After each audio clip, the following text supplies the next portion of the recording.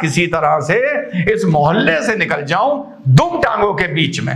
हमारे पड़ोसी मुल्क की हालत कुछ ऐसी कुत्ते जैसी हो गई जो आता है बम मार के चला जाता है। कभी इंडिया, कभी ईरान, उससे पहले अमेरिका आया और उसके आदमी को, उसके चचा को, ओसामा को उठा के ले गया, समंदर में फेंक दिया, और ये कह रहे हैं साहब हमको तो अबोटाबाद में पता ही नहीं था कि क्या हो रहा है। तो ऐसी हालत हो गई है हमारे पड़ोसी की। ईरानी सरजमीन से पाकिस्तान पर हमले के बाद मखसूस सियासी जमात का प्रोपेगेंडा भारतीय सोशल मीडिया अकाउंट्स के साथ मिलकर इंतशार फैलाने की कोशिश शुरू कर दी। ईरान की जानिब से पाकिस्तानी फजाई हदूद की खिलाफ वर्जी के वाक़े का जवाब पैदा करने के लिए जैश उल अदल की जानिब से झूठी प्रेस रिलीज भी जारी करवाई गई। ईरान ने मिसाइलों, रॉकेटों और ड्रोन से पाकिस्तान पर हमला कर दिया है। इससे एक दिन पहले ईरान ने सीरिया और इजिप्ट पर भी अटैक किया था। जो इस वक्त पाकिस्तानियों की जो इस वक्त सोशल मीडिया पर जो आ रहा है, जो एक सेंटिमेंट बन रहा है कि पाकिस्तान को कुछ करना पड़ेगा इस सूरत हाल के लिए। लोग वो जो इंडिया के जहाज़ आए थे, जिस तरह इमरान खान साहब वज़ीर-ए-आज़म थे और अभिनंदन की सारा मामला हुआ था, लोग उस तरह का जो है ना एक्शन चाह रहे हैं। ईरान ने जो अटैक किया है ये बहुत बड़ा अटैक है, क्योंकि ईरान को ये समझना चाहिए पाकिस्तान कोई गया गुजरा मुल्क नहीं है। पाकिस्तान की फौज कोई छोटी मोटी फौज नहीं है, दुनिया की 5वीं बड़ी फौज है, 5वीं मजबूत फौज है। ईरान अभी जाके मिसाइल टेक्नोलॉजी के अंदर महारत हासिल कर रहा है। पाकिस्तान के पास 2-3 दहाइयों पहले ये टेक्नोलॉजी आ चुकी हुई थी। पाकिस्तान के पास सबसे बढ़ के एटम बॉम्ब है। तो जो पंगा लिया गया है पाकिस्तान से, ये बहुत गलत लिया है। पाकिस्तानी गुस्सा, पाकिस्तानी आग बबूला। अच्छा, पाकिस्तानी फौज कभी गुस्सा नहीं करती क्योंकि उसको लड़ना तो है नहीं। पाकिस्तानी टीवी एंकर गुस्सा करते हैं, पाकिस्तानी यूट्यूबर गुस्सा करते हैं। ईरान ने मारा दे दनादन मिसाइल। पाकिस्तान कहता है कि बच्चे मार दिए। यहाँ पे तो आतंकवादी थे ही नहीं, आपने बच्चे मार दिए। अच्छा, ये जैश उल अदल है, मैं आपको बताता हूँ दोस्तों, ये एक सुन्नी मुस्लिम टेररिस्ट तंजीम है जिसको फंड करा है पाकिस्तानी आर्मी ने और ISI ने। 2 लाहौरी आपस में बातचीत कर रहे हैं कि क्या ईरान जानता नहीं है कि साढ़े कोल बम है, हमारी टेक्नोलॉजी कितनी खतरनाक है, हम यहाँ से रॉकेट मारेंगे तो ईरान उड़ जाएगा। ये सब इन्होंने कल रात से ये लोग बकवास कर रहे हैं और ईरान को कई बार बातों में उड़ा चुके हैं। आरजू काज़मी, अमेरिका पाकिस्तान में घुसकर ओसामा बिन लादेन को मारता है, भारत सर्जिकल स्ट्राइक करता है, बालाकोट में एयर स्ट्राइक करता है, और अब तो ईरान ने भी बम मारना शुरू कर दिया है पाकिस्तान के अंदर। आखिर इसकी वजह क्या है? क्यों दुनिया भर पाकिस्तान में बम मार रहे हैं? देखिए, जो टेरर ग्रुप्स हैं पाकिस्तान में, जिसको हमेशा से फंड किया गया या सपोर्ट किया गया, उनके ऊपर पाकिस्तान कोई ठीक तरीके से किसी किस्म का कोई एक्शन नहीं कर रहा।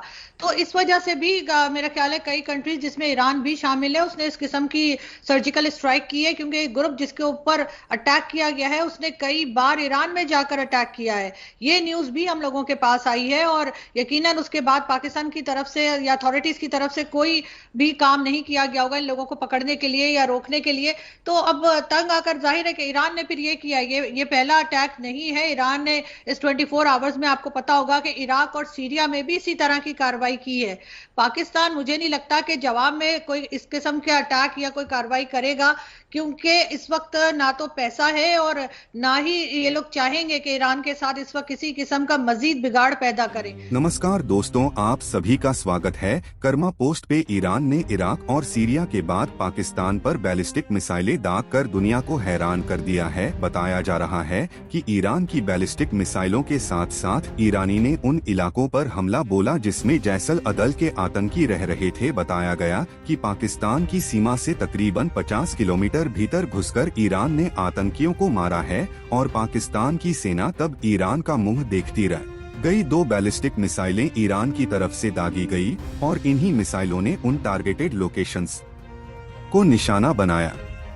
उन्होंने भारी तबाही मचाई है। पाकिस्तान का एयर डिफेंस सिस्टम सब कुछ ठप है और एक तरफ पाकिस्तान के प्रधानमंत्री जो हैं वह अपने दुश्मन देशों के साथ मुलाकात कर रहे हैं। ईरान के रिवॉल्यूशन गार्ड्स ने ठीक एक दिन पहले यानी 24 घंटे के भीतर 3 देशों में घुसकर हमला किया है। पाकिस्तानी जनता का इस मसले पर क्या कहना है, आगे देखते हैं। हमारे चैनल के साथ बने रहने के लिए चैनल को अभी सब्सक्राइब और लाइक कीजिए। धन्यवाद। ईरान ने रॉकेटों, मिसाइलों और ड्रोन्स के जरिए पाकिस्तान में वेस्ट बलूचिस्तान में एक मिलिटेंट ग्रुप जैशुल अदल पर हमला किया है।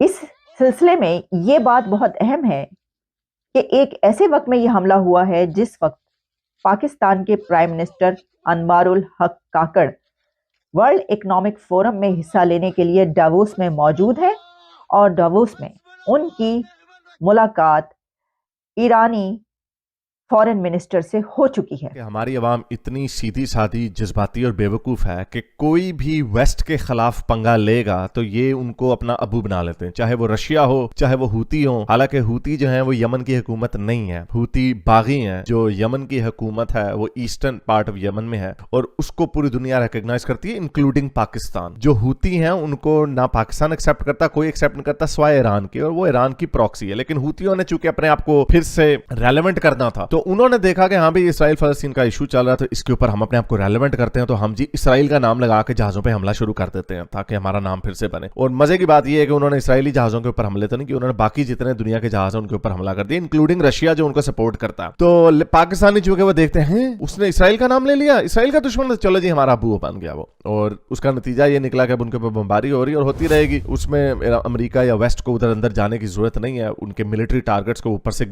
मारते रहेंगे और ये काम चलता रहेगा। ईरान इस वक्त ना सिर्फ ये खबर है बल्कि ईरान अगर देखा जाए तो जब से गाजा वार है उसके बाद एक बड़ी ताकत उभर के सामने आया है, इसमें कोई शक नहीं है। मैं ईरान बल्कि समझ लें कि ईरान ने इस वक्त अमेरिका और इजराइल को जो है ना वो आप उर्दू में कह लें कि लोहे के चने चबवा दिए हैं या पकड़ के उन्होंने घुटनों में सर दे लिया अमेरिका का और ईरान का, उसका इजराइल का। उसकी वजह यह है कि ईरान का इन्फ्लुएंस देखें होती क्या है, वो एक दिन नहीं चल सकते ईरान की फाइनेंशियल सपोर्ट के बगैर। गाजा ने जितनी वहां पे नीचे 500 किलोमीटर की टनल्स बनाई है वो $100 मिलियन साल का देते थे ईरानी उनको, उसकी वजह से बनाई है। तो दूसरा सीरिया और इराक के अंदर उनका इन्फ्लुएंस देखें। इस वक्त इराक के अंदर जो शिया रजीम रूलिंग है वो सारी की सारी ईरान के अंदर पहले पॉलिटिकल साइली थे, वो सारे इन्फ्लुएंस उनका देखें कि इस रीजन के अंदर कितना उभर के सामने आ चुका है। ईरान अमेरिका जो कि अभी तक आज के दिन तक क्लेम करता है कि सोल सुपर पावर है, लेकिन डर रहा है रेड सी के अंदर, कांप रहा है उनसे, होतियों से। और होती अभी एक उनकी प्रॉक्सी है, ईरान खुद सामने नहीं है। खौफ है इस वक्त वाशिंगटन डीसी के अंदर कि कहीं ईरान ना आ जाए इसमें हमारे सामने। हालांकि वो और दूसरा मैं बताना चाहूंगा कि ये रिएक्शन किस चीज का है जो मैं इसको ऑब्जर्व कर रहा हूं। जिस तरह आपने कहा है कि वो जैशे अदल के ऊपर उन्होंने अटैक किया है, जो कुछ किया है, एक तो उसको अभी तक एपी ने और रॉयटर्स ने किया है, अमेरिकन मीडिया उसको अभी तक हाथ नहीं लगा रहा बिल्कुल उस पे। ये और एपी और रॉयटर्स ने भी लिमिटेड किस्म की इंफॉर्मेशन दी है। उन्होंने कोई ना मिसाइल का उन्होंने बताया कि किस साख्त का बना था, किस वक्त मारा गया है, क्यों मारा गया है, वजह क्या है, जैशे अदल क्या कर रहा था जो मारा गया है। सिर्फ ये बताया गया है कि एक सुन्नी तंजीम है जो पाकिस्तान के एरिया से, बॉर्डर के पाकिस्तान वाली साइड से ऑपरेट करती है। अब उन्होंने सिर्फ ये सुन्नी एक ऑर्गेनाइजेशन को बता के उस पर चुप कर गए हैं, सवालिया निशान छोड़ दिया गया है। अल्टीमेटली सुन्नी उन्होंने ये कहा है, और जैशे अदल के बारे में मैं कोशिश कर रहा था कि उसको परसू करूं। अल्टीमेटली वो अंदर ईरान के अंदर घुस के वो अपने कोई छोटे मोटे हरकतें करते होंगे जिसपे उन्होंने रिटेलिएट किया होगा। और दूसरा जैशे अदल के ऊपर अटैक करना, इसको बिल्कुल यही नहीं समझा जाता कि it is attack on Pakistan state और समथिंग। ये कैसे सिग्नल यही दिया जा रहा है कि जैशे अदल इज अ टेररिस्ट और ऑर्गेनाइजेशन है which might have some kind of role played in the Iran.